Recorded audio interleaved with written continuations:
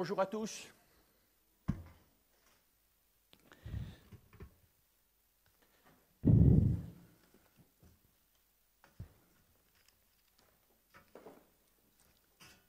On a chanté le cantique juste avant.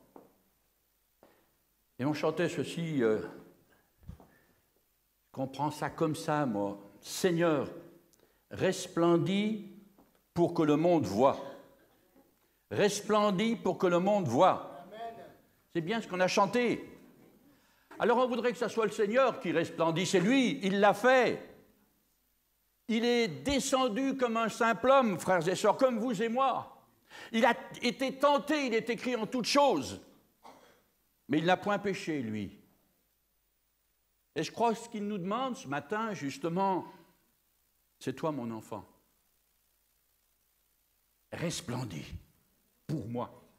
Resplendis dans ce monde d'aujourd'hui.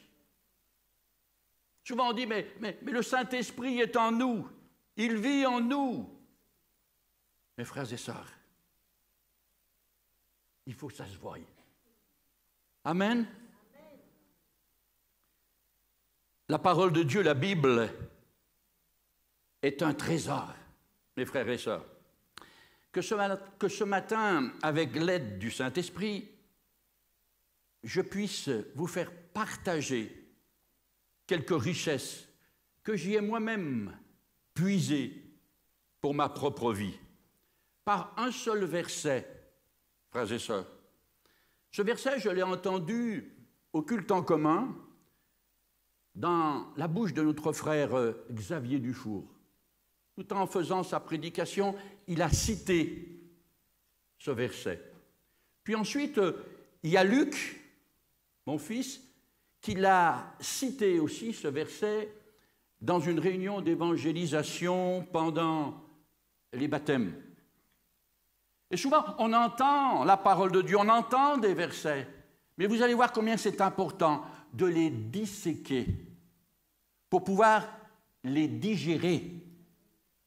Ne vous bornons pas à écouter la parole, frères et sœurs, mais pratiquons-la.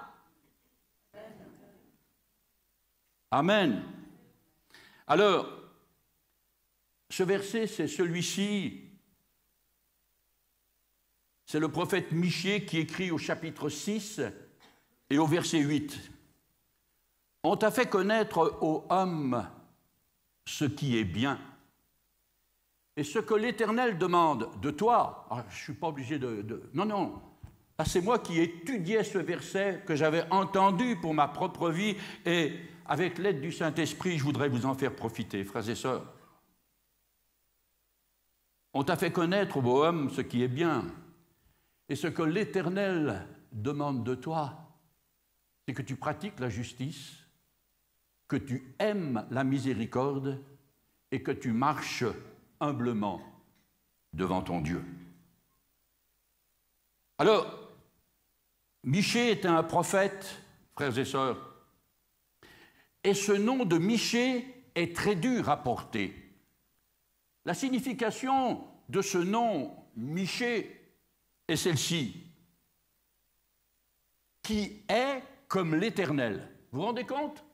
Alors, au lieu d'appeler mon frère Pierre là-bas, au lieu de l'appeler Pierre, je dis « Tu es comme l'Éternel. » « Oh, tu es comme l'Éternel, viens ici. » Vous vous rendez compte, frères et sœurs? C'était un nom qui n'est pas facile du tout à porter. Parce que quand tu portes un nom, à mon avis, il faut que ta vie soit conforme avec le nom que tu portes. Et je crois que l'Éternel a choisi Michée pas pour rien. C'était pas facile, frères et sœurs, d'être prophète dans l'Ancienne Alliance, comme d'ailleurs dans la Nouvelle Alliance. Souvent les prophètes, les bons, parce qu'il y avait des faux, il est écrit, vous savez qu'à lire dans le livre de Galates, dans la lettre aux Galates, il y avait des faux prophètes, même dans le Nouveau Testament. Mais ce n'était pas facile d'être prophète, frères et sœurs. Le prophète, c'est celui qui entendait la voix de l'Éternel, la voix de Dieu, et qui devait la transmettre ensuite au peuple. Frères et sœurs, ce n'était pas évident. Pourquoi les prophètes? Les prophètes, les vrais, devait proclamer les oracles de l'Éternel, qui par amour, lui, appelait son peuple à revenir à lui et de se détourner à cette époque des idoles. Michée avait d'autres prophètes qui étaient contemporains de son époque, et pas n'importe lequel ou lesquels.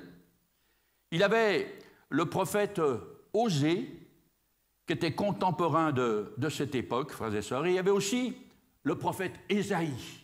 Quand on lit le prophète Ésaïe, quel homme de Dieu, frères et sœurs! Combien on peut apprendre en lisant le prophète Ésaïe. Souvent je dis le prophète Ésaïe, c'est pratiquement le 5e évangile, tellement il parle de Jésus précisément, frères et sœurs, déjà dans l'Ancienne Alliance. Alors, pourquoi fallait-il des prophètes à cette époque? Alors, frères et sœurs, on veut remettre ces versets, ou ce verset plutôt, dans son contexte. Du temps de Michée, au chapitre 6, et je ne vais pas lire tout le passage, mais ne serait-ce que les versets 11 et 12. Voici ce que nous y disons. Pourquoi Dieu envoie des prophètes? Et à cette époque-là précisément. Voilà ce qui se passait dans le peuple d'Israël. Est-on pur avec des balances fausses et avec de faux poids dans le sac? Ces riches sont pleins de violence, ces habitants profèrent le mensonge et leur langue n'est que tromperie dans leur bouche. Et vous pouvez lire tout le chapitre à la maison, frères et sœurs. Très instructif. Pourquoi fallait-il que ce Dieu d'amour envoie des prophètes afin que le peuple se détourne de ses mauvaises voies? Et dans le chapitre, juste à côté, le chapitre 7, les versets à partir du verset 2, l'homme de bien a disparu du pays. Il n'y a plus de justes parmi les hommes, ils sont tous en embuscade pour verser le sang. Chacun tend un piège à son frère, leurs mains sont habiles à faire le mal. Le prince a des exigences, le juge réclame un salaire, le grand son avidité, et ils font ainsi cause commune. Le meilleur d'entre eux est comme une ronce, le plus droit pire qu'un buisson d'épines. Le jour annoncé par tes prophètes, ton châtiment approche. C'est alors qu'ils seront dans la confusion. Ne crois pas à un ami, ne te fie pas à un intime. Devant celle qui repose dans ton sein, garde les portes de ta bouche. Car le fils outrage le père. La fille se soulève contre sa mère, la belle-fille contre sa belle-mère. Chacun a pour ennemi les gens de sa maison. Ouh là là, on pourrait dire, comment c'était à l'époque? Mes frères et sœurs, je crois que notre époque ressemble parfaitement, si ce n'est pas en pire, à cette époque-là. Frères et sœurs, combien cette période de Michée ressemble à notre époque. Et on n'a qu'à lire ce qu'a écrit déjà il y a pratiquement 2000 ans, frères et sœurs. Paul écrivait à son fils Timothée pour l'avertir. Mais pas seulement pour avertir Timothée, parce que ces choses ont été écrites pour nous servir d'exemple, frères et sœurs. Ces choses sont pour nous aujourd'hui. Parce qu'il dit ceci à Timothée, au chapitre 3, et à partir du verset 1er. Il écrit ces choses pour moi, François, pour toi, mon frère, ma sœur, pour toi, Église de Jésus-Christ. Et voilà ce qu'il dit.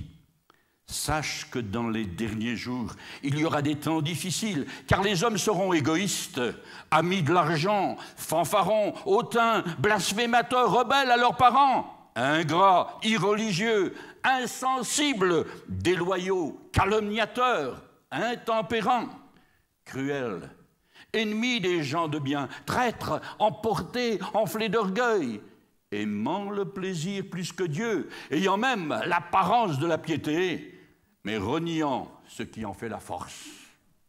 Éloigne-toi de ces hommes-là.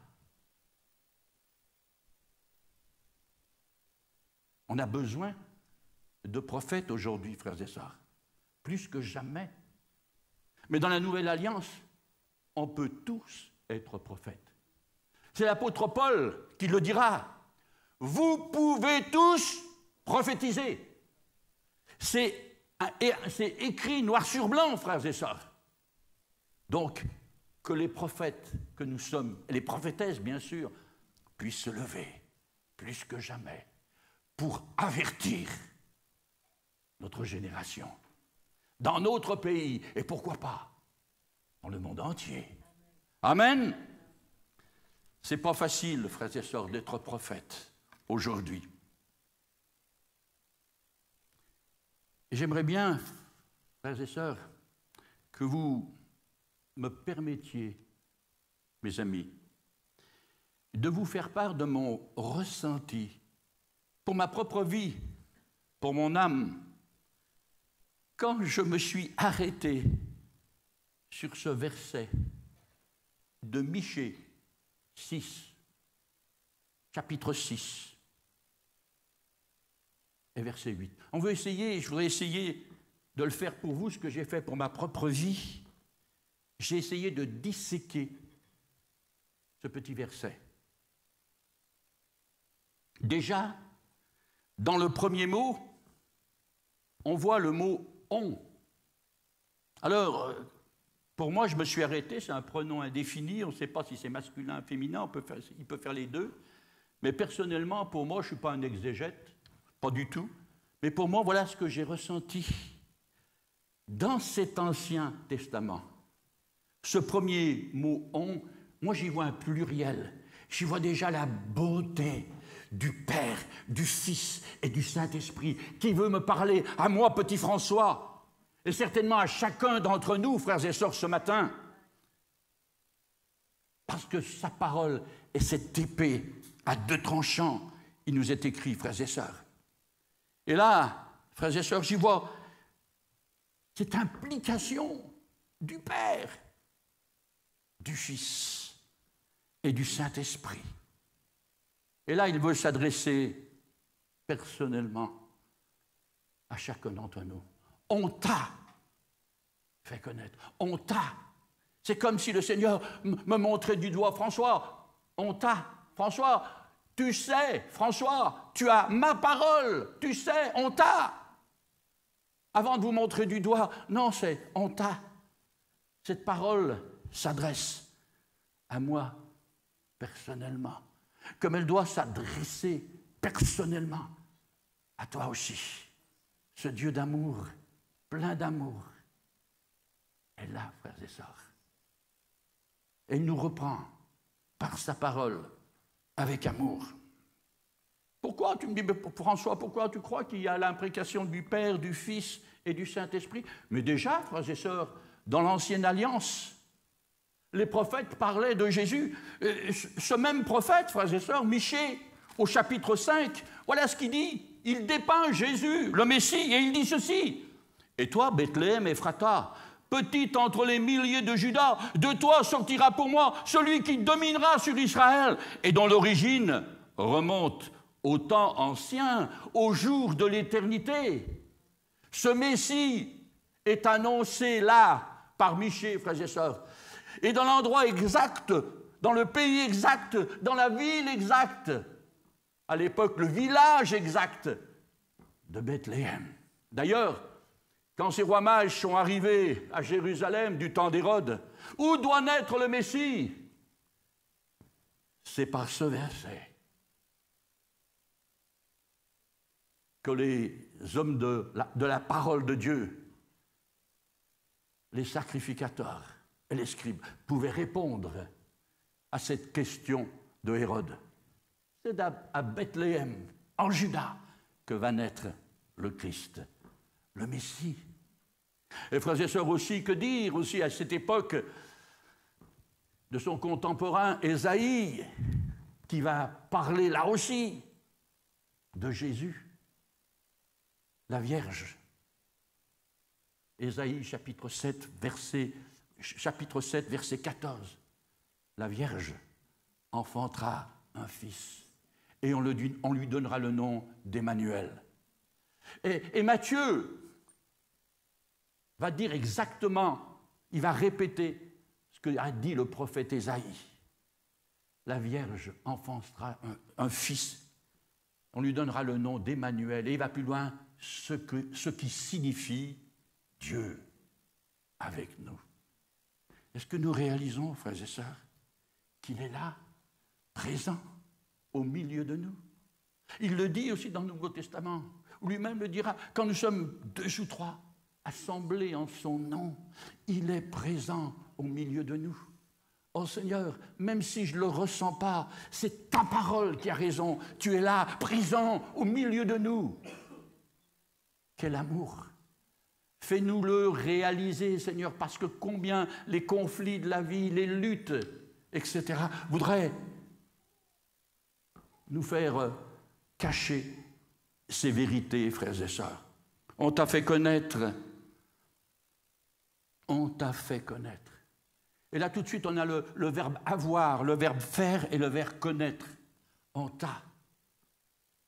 Le verbe avoir, ça me fait rappeler une chose personnellement pour moi, mais François, tu ne t'appartiens pas. Tu es à lui. Tu es à lui. On t'a fait.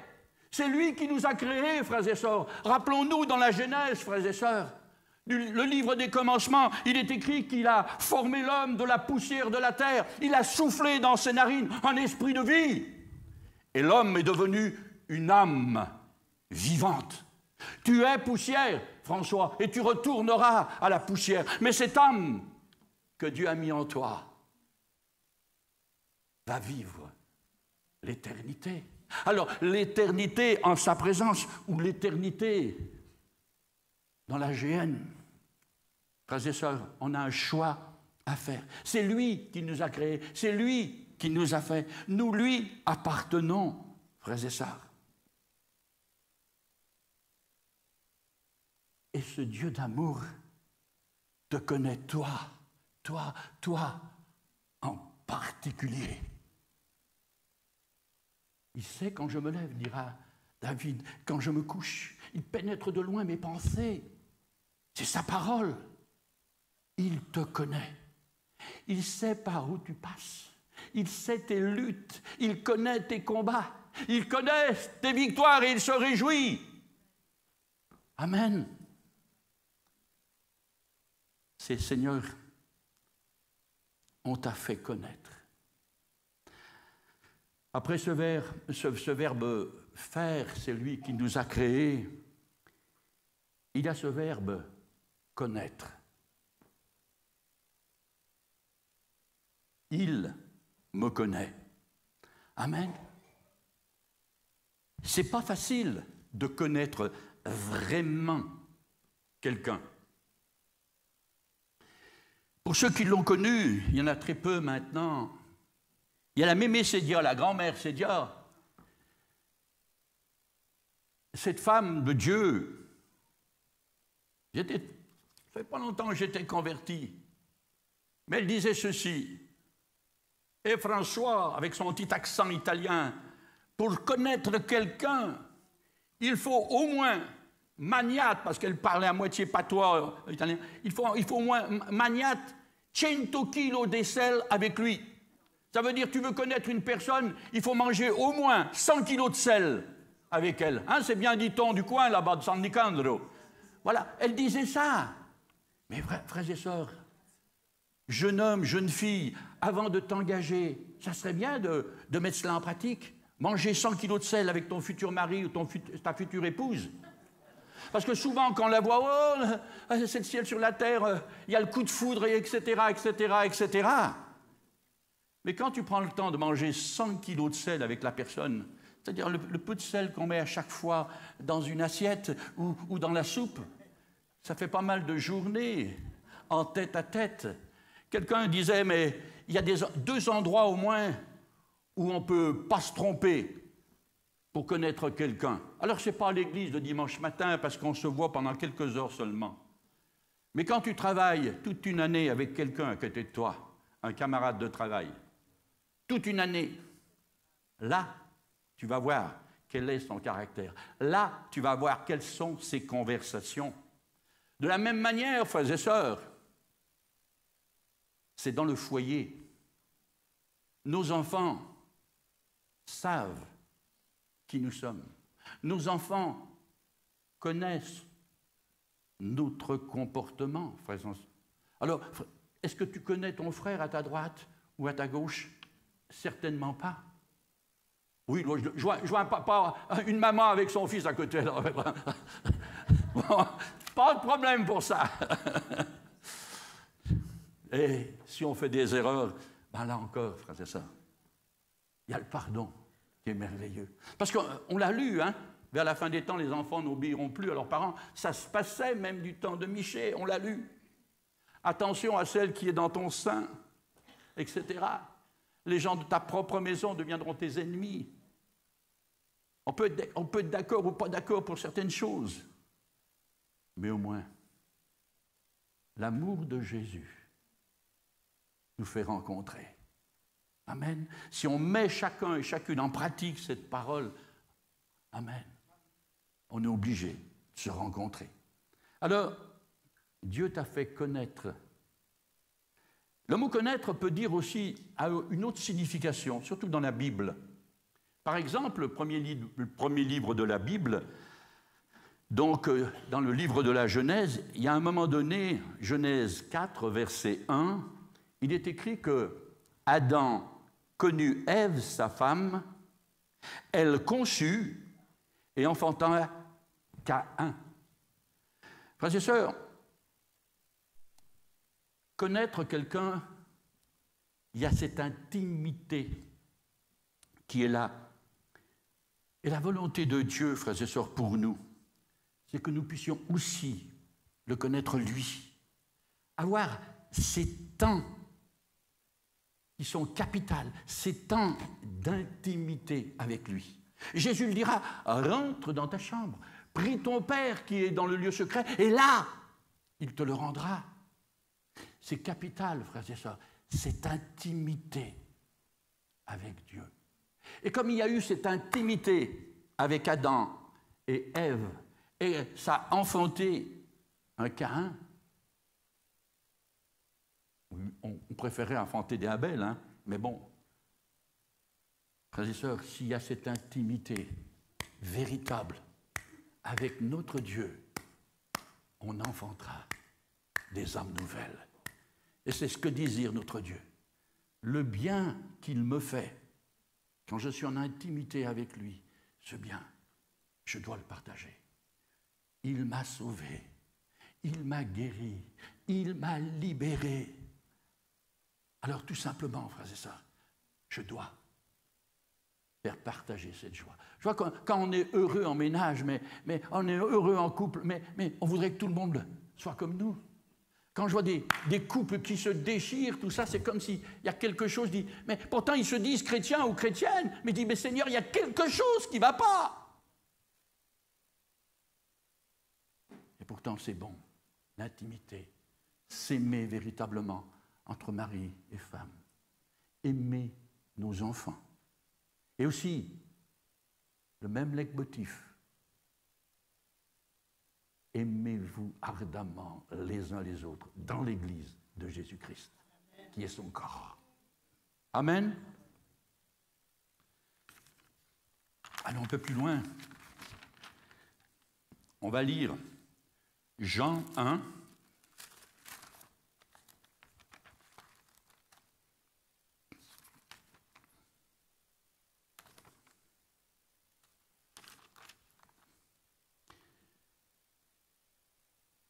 Les versets 17 et 18. Car la loi a été donnée par Moïse, la grâce et la vérité sont venues par Jésus-Christ. Personne n'a jamais vu Dieu. Le Fils unique qui est dans le sein du Père est celui qui l'a fait connaître. béni sois-tu, Père. Tu as envoyé Jésus. Et grâce à Jésus, grâce à l'action de Jésus, on peut voir le Père. C'est cette question que Philippe va dire à Jésus, mais montre-nous le Père et cela nous suffit. Et Jésus dit, mais Philippe, ça fait 2 ans et demi ou 3 ans et demi que tu es avec moi et tu n'as pas vu le Père. Ne crois-tu pas que le Père est en moi et que je suis dans le Père? Mes frères et sœurs, Église de Jésus-Christ, réveillons-nous. On doit voir le Père et Jésus en nous, frères et sœurs. Amen. Le monde doit connaître Jésus par ta personne. Pourquoi? Parce que tu le connais. Et l'apôtre Paul le dira, soyez mes imitateurs comme je le suis moi-même de Christ. Amen. Tel il est, tel nous sommes. Seigneur, combien j'ai besoin de grandir, Père, dans cette dimension encore et encore. Amen. Et là, le texte continue. On t'a fait connaître, ô homme. Et là, ça m'interpelle. C'est comme je disais, si je dirais maintenant, oh David, tu m'as pas entendu? Ah oui, tiens, il a levé la tête. Et il pourrait dire, mais oh Pierre, oh Fabienne, mais ton nom. Le Seigneur spécialement ce matin, par son simple serviteur, veut t'interpeller. Oh, sors de ta routine. Le Seigneur est vivant.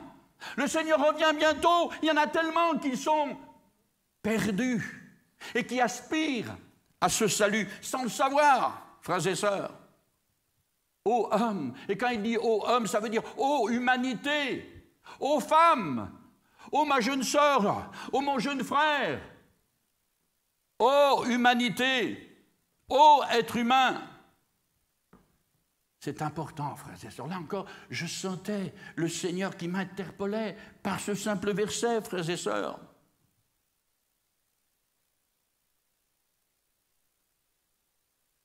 Il veut nous faire connaître ce qui est bien. Frères et sœurs, Dieu nous a donné une conscience. Dieu a mis en nous le libre arbitre. Dans Deutéronome chapitre 30, verset 15, « Vois, je mets aujourd'hui devant toi la vie et le bien, la mort et le mal. » Frères et sœurs, on a un choix à faire. Et sa parole, la Bible, ce merveilleux livre, ce trésor, nous met en face de nos responsabilités journalières, frères et sœurs. Ce n'est pas parce qu'on a levé la main puis qu'on a dit « Oui, Seigneur, je te suivrai un jour ». Amen, on l'a fait. Mais c'est celui ou celle qui persévérera jusqu'à la fin, il est écrit aussi, qui sera sauvé. Et souvent, je me suis posé la question, là, quand je pensais à ça, mais je dis, mais Seigneur, celui qui est en Amazonie, qui n'a jamais, par exemple, dans ces lieux reculés, entendu ta parole. Mais il est écrit que Dieu a mis dans le cœur de l'homme la pensée de l'éternité. Et je suis persuadé que même dans ces peuplades, il y a une loi à suivre, frères et sœurs. Dieu leur parle d'une manière ou d'une autre. Ils vont appeler Dieu peut-être, parce qu'ils ne connaissent pas le vrai Dieu, le grand Manitou, par exemple, quand on lisait les histoires de cow-boys et d'Indiens. Voilà. Mais Dieu est là. Et il a mis dans notre cœur, justement, cette pensée, frères et sœurs. D'ailleurs, bien avant le prophète Michée, le peuple d'Israël avait reçu les 10 paroles, les 10 commandements. Et frères et sœurs, je disais un jour dans une émission que je faisais à RCF, alors la speakerine me dit, Pasteur Munoz, donnez-nous le mot de la fin. Et je dis, sur le coup, je n'avais pas prévu qu'elle posait cette question, mais je dis, si ne serait-ce que les 3 grandes religions qui se réclament du Dieu unique, parce que mettent seulement en pratique ces 10 paroles, ces 10 commandements, il y aurait le ciel sur la terre. Dieu ne parle pas de religion, Dieu nous parle de la foi en lui. Ce n'est pas la religion qu'elle sauve. Même si elle s'appelle religion chrétienne évangélique, ce qui sauve, c'est ma foi en Christ Jésus, le Sauveur. Amen. Vous pouvez lire ces 10 commandements dans Exode 20, les versets 1 à 17. Et là, il continue. Ce que l'Éternel demande de toi. Et là encore, c'est comme s'il disait, oh, hé, François, hé, arrête-toi un petit peu là, hé, ce que l'Éternel demande de toi. Il demande la même chose à mon frère ou à ma sœur, mais ce n'est pas mon problème. Mon problème, c'est moi. C'est ma vie personnelle avec lui. Ton problème, c'est ta vie personnelle avec lui, mon frère, ma sœur. Et c'est la parole que nous devons annoncer, tout simplement, cette parole. Et ce que l'Éternel demande de toi. Souvent, je dis, le S est une conjonction de coordination, mais où est d'orni, car à chaque fois qu'il y a une de ces conjonctions de coordination dans la parole de Dieu, on devrait s'arrêter. Seigneur, il y a un qu'est-ce que tu veux me dire? Parce que nous, on lit ça, la parole, à toute vitesse. Qu'est-ce que tu veux me dire, Seigneur? François, arrête-toi. C'est important, frères et sœurs. Amen. Ici, l'Éternel te demande à toi, François, 3 choses, personnellement. La première, c'est que tu pratiques la justice. Le Seigneur me mettait à cœur, dit, mais quand tu regardes autour de toi, où est la justice? Vous n'avez qu'à mettre les informations. Celui qui est haut placé, qui a de l'argent, n'a pas la même justice que le pauvre. Vous êtes d'accord avec moi? Alors la justice des hommes, je dirais, elle est quasiment nulle. Mais voilà la justice de Dieu. Amen. Dans Romains 3, à partir du verset 21.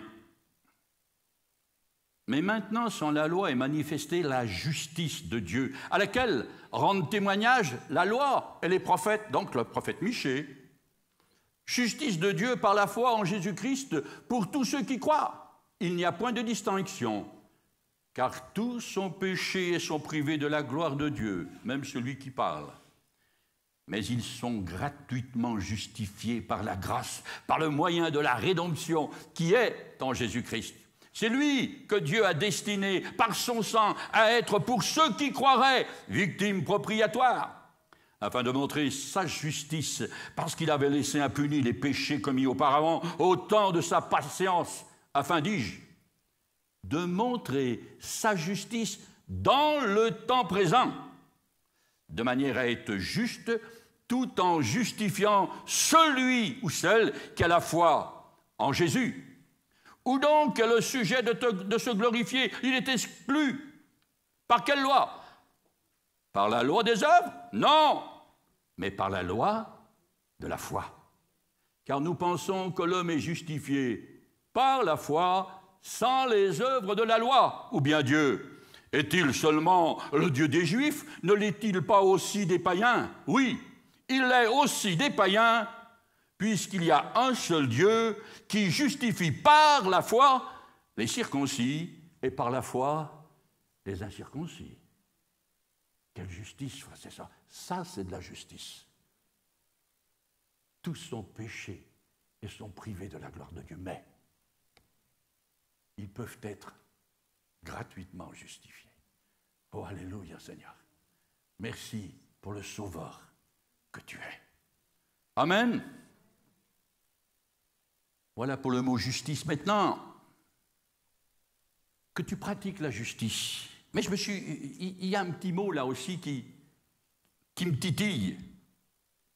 Quand on dit, voilà, j'ai rendu la justice une fois, ça va. Et là, il est question de pratiquer la justice. Ça m'arrive de pratiquer un sport, frères et sœurs, mais si je veux m'entretenir, il faut que j'y vienne et que j'y revienne et que j'y revienne et que je continue. Et je m'aperçois que si je m'arrête pendant un certain temps, c'est vraiment difficile pour redémarrer. Alors, ta justice, mon frère, ma soeur, doit être vue des hommes. Mais cette justice, elle doit être pratiquée, sans cesse pratiquée, et repratiquée encore, comme celle de notre Père, frères et sœurs, qui est miséricordieux. Amen. Je vais faire court. Que tu aimes la miséricorde. Alors pour miséricorde, lisez, frères et sœurs, le psaume 118 à la maison, vous allez vous régaler. Tout simplement, j'ai pris le petit Larousse pour le mot miséricorde. Très intéressant, frères et sœurs. Pitié qui pousse à pardonner. Ensuite, pardon accordé par pure bonté. Exprime la surprise ou même l'effroi. Je me suis gratté la tête, mais l'effroi. Mais oui, moi je dis la justice, des fois de Dieu, ou plutôt, le mot c'est miséricorde, la miséricorde de Dieu. Frères et sœurs, on peut se poser des questions. Quand je vois, frères et sœurs, que notre Seigneur crucifié entre deux brigands, les brigands l'insultent, etc., puis d'un seul coup, il y a un des brigands qui, je suis persuadé, qui est touché par le Saint-Esprit, qui va dire à son comparse, « Oh, si nous sommes ici, c'est à cause de nos crimes et nos forfaits, mais lui n'a rien fait de mal. » Et là, il dit à Jésus, « Souviens-toi de moi quand tu viendras dans ton règne. » Et on pourrait dire, mais la miséricorde pousse jusqu'à là. On a été criminel, on a été voleur, on a même insulté pendant un temps la religion ou la foi. On a insulté le juste, Christ Jésus. Et là, c'est cela, frères et sœurs, la miséricorde de Dieu qu'il a eue envers moi. Oh, quand on reconnaît que nous sommes pécheurs, quand cette parole touche au plus profond de nos cœurs, frères et sœurs, il se passe quelque chose. On n'a pas cru en vain, frères et sœurs. Et là, au plus profond, frères et sœurs, il y a ce changement. Quand on reconnaît comme ce pécheur auprès de Jésus va reconnaître, si nous sommes ici, c'est à cause de nos crimes et nos forfaits. Mais lui n'a rien fait de mal. Il regarde vers le seul juste qu'a connu notre terre, frères et sœurs. Ce seul juste s'appelle Christ Jésus. C'est pour ça qu'il peut nous justifier. Et là, il va plus loin, il reconnaît, souviens-toi de moi quand tu viendras dans ton règne. Il reconnaît que c'est le roi des rois, le Seigneur des seigneurs, le sauveur du monde. Et là, il va dire à Jésus, souviens-toi. Et la miséricorde de Jésus, aujourd'hui, tu seras avec moi dans le paradis. Si tu reconnais, toi qui viens peut-être pour la première fois, si tu te reconnais tout simplement pécheur, cette miséricorde est à ta portée. Que tu puisses faire tout simplement cette prière dans ton cœur. Seigneur, j'ai besoin de ta miséricorde, j'ai besoin de ton salut. Même si tu n'as pas été un voleur, un truand, un meurtrier comme cet homme. Son salut et sa miséricorde. Aimons cette miséricorde. Et j'ai inscrit, imitons-la. Et tout simplement, la troisième question qu'il nous pose, que tu marches humblement avec ton Dieu. Alors, je lirai tout simplement la parole qui va parler pour nous dans 1 Corinthiens au chapitre 4 et à partir du verset 1er. C'est l'apôtre Paul qui écrit cette lettre pour les serviteurs, pour les servantes. Donc, nous sommes tous servantes et serviteurs. Ainsi qu'on nous regarde comme des serviteurs de Christ et des dispensateurs des mystères de Dieu. Du reste, ce qu'on demande à des dispensateurs, à chacun d'entre nous, c'est que chacun soit trouvé fidèle. Pour moi, il m'importe fort peu d'être jugé par vous. Et souvent, on est jugé par les non-chrétiens. Vous vous rendez compte ou par un tribunal humain. Je ne me juge pas non plus moi-même, car je ne me sens coupable de rien. Et c'est bon de se sentir coupable de rien, savoir qu'il a effacé nos transgressions, nos péchés.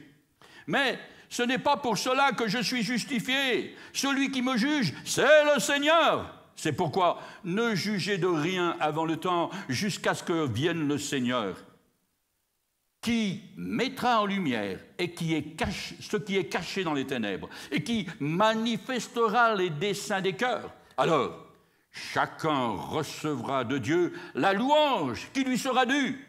C'est à cause de vous, frères, que j'ai fait de ces choses une application à ma personne et à celle d'Apollo. À ma personne, François, applique-toi ces choses pour toi, afin que vous appreniez en nos personnes à ne pas aller au-delà de ce qui est écrit, et que nul de vous ne conçoive de l'orgueil en faveur d'un l'un contre l'autre.